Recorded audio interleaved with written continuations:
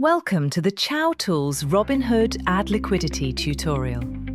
With CiaoTool, you can add liquidity without writing code or manually calling smart contracts.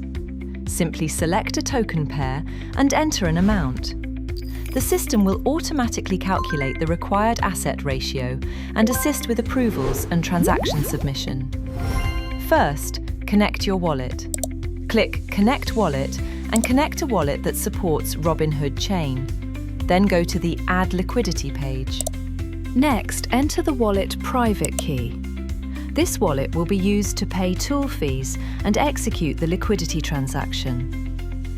Then enter the token addresses. Input the project token and quote token contract addresses in any order.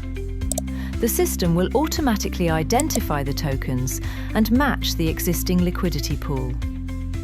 Enter the amount to add.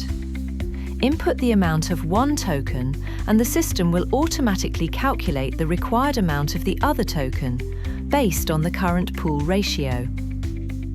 Review the token addresses, amounts, asset ratio and transaction details carefully. Finally, submit the transaction. Click Start Swap and follow the instructions to complete the transaction and wait for on-chain confirmation.